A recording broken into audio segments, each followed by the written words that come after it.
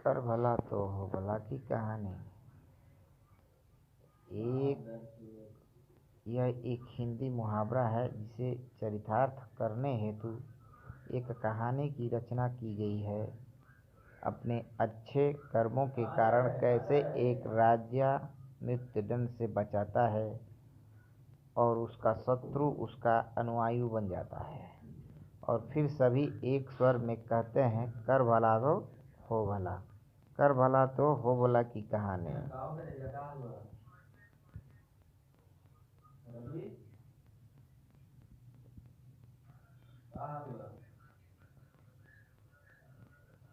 एक प्रसिद्ध राजा था जिसका नाम रामधन था।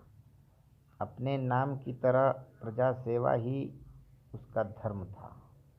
उनकी पत्नी उनकी प्रजा भी उन्हें राजा राम की तरह ही पूजती थी।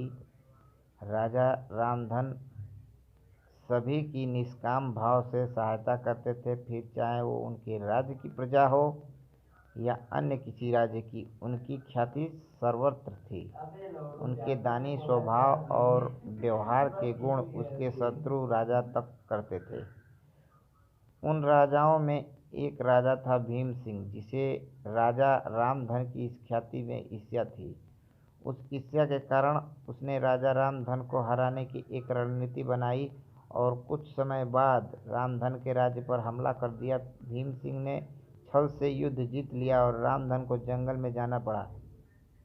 इतना होने पर रामधन की लोकप्रियता पर कोई कमी नहीं थी। हर जगह उनकी बातें चलती थी, जिससे भीम सिंह को चैन न था। उसने राजा रामधन को मृत्यु देने का फैसला किया। उसने ऐसा किया कि जो राजा रामधन को पकड़ कर उसके सामने लाएगा, वो उसे सोने के दिनार देंगे। दूसरी तरफ राजा रामधन जंगल में भटक रहे थे।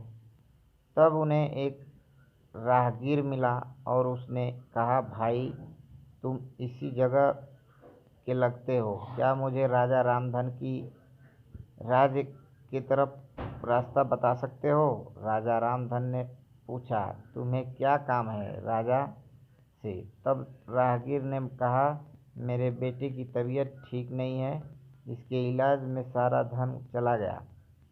सुना है राजा रामधन सभी की मदद करते हैं, सोचा उन्हीं के पास जाकर याचना करूं। यह सुनकर रामधन राहगीर को अपने साथ लेकर भीम सिंह के पास पहुँचे और उन्हें देख दरबार में सभी अभिषिंचित थे। राजा रामधन ने कहा कि हे राजन, आपने मुझे खोजने वाले को 100 दिनार देने का वादा किया था।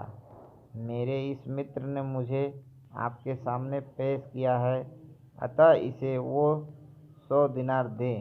यह सुनकर राजा भीम सिंह को एहसास हुआ कि राजा रामधन सच में कितने महान और दानी हैं, और उसने अपनी गलती का स्वीकार किया।